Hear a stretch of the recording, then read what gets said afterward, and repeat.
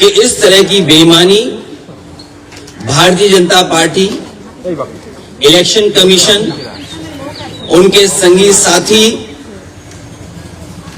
खुफिया लोग, अंडरग्राउंड लोग मिलकर के इस तरह का चुनाव करेंगे।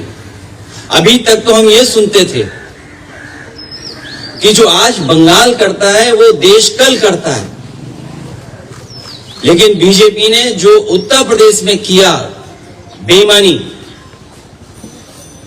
वो एक ट्रायल था उनका, और उससे सीख करके पूरा का पूरा चुनाव उन्होंने लूट लिया। सेंट्रल फोर्स हो, election commission, transfer posting, UP का चुनाव भी बड़े करीब से देखा है मैंने। न जाने कितने अधिकारियों की हम शिकायत करते थे, न कभी डीजीपी हटा, न कभी चीफ सेक्रेटरी हटे, न कोई डिस्ट्रिक्ट का अधिकारी हटाया उन्होंने। लेकिन जब बंगाल का चुनाव हुआ, पूरा का पूरा स्ट्रक्चरली उन्होंने अपना बनाया और उनको निर्देश दिए गए कि आपको चुनाव हराना है। आप में से बहुत सारे साथी होंगे, अब तो फोर्स के कई लोगों को 15 दिन की छुट्टी दी है, लीव। इतनी छुट्टी कभी सेंट्रल फोर्स को कभी नहीं मिली। अभी सुना है कि 15 दिन की छुट्टी दी गई है। और जिस तरह का व्यवहार यहां हो रहा है पॉलिटिकल वर्कर के साथ, पार्टी ऑफिस के साथ, हम लोग भी सरकार में आए और सरकार से गए, कभी कभी किसी वर्कर, पॉलिटिकल वर्कर के साथ इस तरह का व्यवहार नहीं हुआ। चाहे हमारे साथी अभिषेक हों, आदरणीय दीदी हों, उनको सिक्योरिटी की थ्रेट हो, जिन्होंने इतनी सेवा की हो लोगों की, आखिरकार किसकी ताकत की वजह से ही कर रहे हैं। और मैं तो वो तस्वीरें दिखाना चाहता हूं जो कभी यूपी में तस्वीरें बनी थी इलेक्शन में। ये शायद तस्वीर आपने सबने देखी होगी, ये तस्वीर तो देखी होगी आपने। इससे ज्यादा भयानक काम यहां हुआ है। अगर बुलेट्स के डरा करके वोट डाला जाएगा तो कौन जीतेगा? आप बुलेट से डरा रहे हैं वोट के लिए, और इलेक्शन कमीशन निष्पक्ष नहीं है, बीजेपी के सहारे पे काम कर रहा है। जब बाई इलेक्शन उत्तर प्रदेश का हुआ था, मैं लोकसभा में अपने सभी मेंबर्स को लेकर के,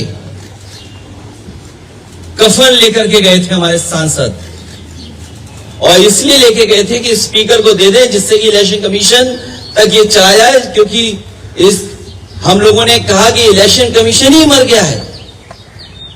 और ये बात हम यूं ही नहीं कहते थे, ये तो पहली तस्वीर है।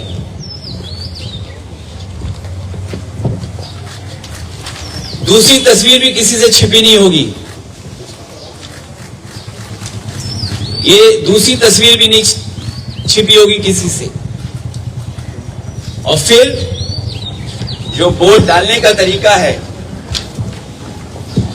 मैं केवल एक कॉन्स्टिट्यूएंसी का उदाहरण दे रहा हूं, किस तरीके से फोर्स से वोट डलवाया।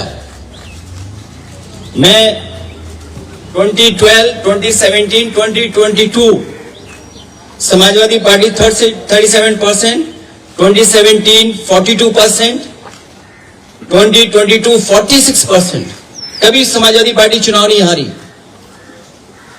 और बीजेपी 29%, 37%, 30%।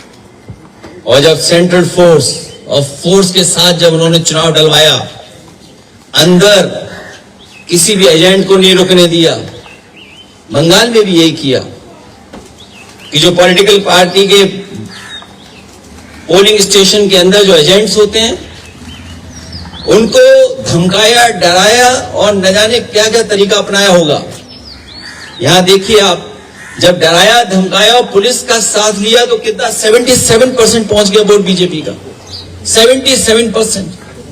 ये वो डेटा मैं दिखा रहा हूं जो इलेक्शन कमीशन के पास भी अवेलेबल होगा।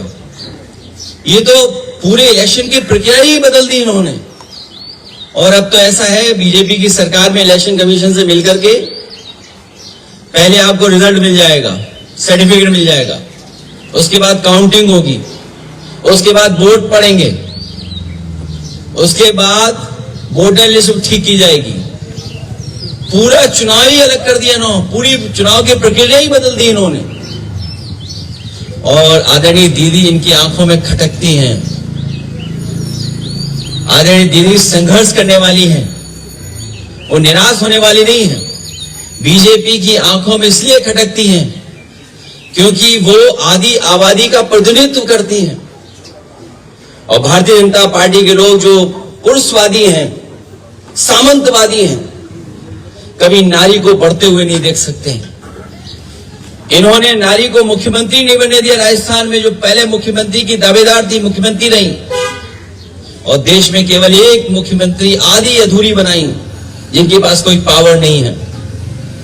इसलिए हम इस लड़ाई में आदरणीय दीदी के साथ हैं, क्योंकि लोकतंत्र को बचाना है, संविधान को बचाना है। अगर हमारे वोट के अधिकार को ही छीन लेंगे तो फिर क्या लोकतंत्र बचा? इतनी डेमोक्रेसी को किसी ने डिस्ट्रॉय नहीं किया हुआ जितना भारतीय जनता पार्टी ने किया है। और भारतीय जनता पार्टी पावर के लिए, अपनी ताकत के लिए किसी भी सीमा तक जा सकती है, कोई भी कानून नियम तोड़ सकते हैं। और उत्तर प्रदेश में हम लोगों ने बड़े करीब से देखा, वहां पर ये जो करते थे वो यहां पर किया है।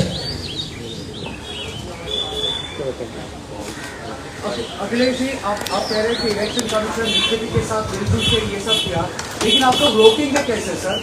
हर जगह से आप लोग वोट चोरी का शिकायत तो कर रहे हैं, लेकिन रोकेंगे कैसे? मुझे उम्मीद है कि देश की जनता इसके बाद जाग जाएगी। जो बंगाल में हुआ है, जो बंगाल को सेंट्रल फोर्स से, क्या आप कल्पना कर सकते हैं कि 3 लाख सेंट्रल फोर्स भेजी गई और चिन्हित करके अधिकारियों को पोस्ट किया गया?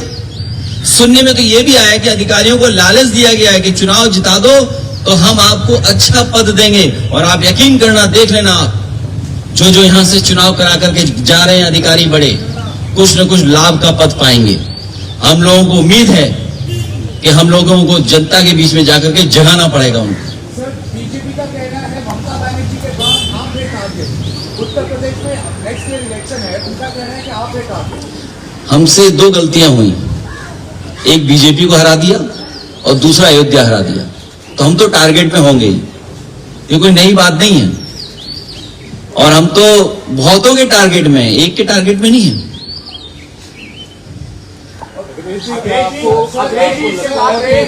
यहाँ पर जो है बीजेपी की तरफ से कहा जा रहा है, चुनाव आयोग की तरफ से कहा जा रहा है कि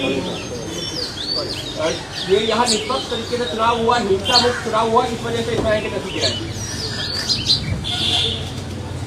भारतीय जनता पार्टी सोम पपड़ी की तरह झूठ की लेयर है। सोम पपड़ी खाई कभी? एक लेयर के ऊपर दूसरी लेयर झूठ की चढ़ा देते हैं लोग। और आपको तो मैं ये कहता हूं ना, सब वीडियोस आर्काइव में पड़े हुए हैं। रामपुर का इलेक्शन देख लो, किसी वोटर को नहीं निकलने दिया। और ये जो डेटा मैं आपको दिखा रहा हूं, ये रामपुर की कॉन्स्टिट्यूंसी का दिखा रहा हूं मैं, कुंदर की कॉन्स्टिट्यूंसी का दिखा रहा हूं मैं। ये तो डेटा आप देख सकते हो। इलेक्शन कमीशन अंधा है क्या? और ये महिलाओं की तस्वीर क्या आप भूल गए कि आपके अपने चैनल पे भी चली थी तस्वीरें? ये तस्वीरें आप भूल गए क्या? ये तो आपके चैनल पे भी तस्वीरें चली थी, वीडियो चले थे ये इन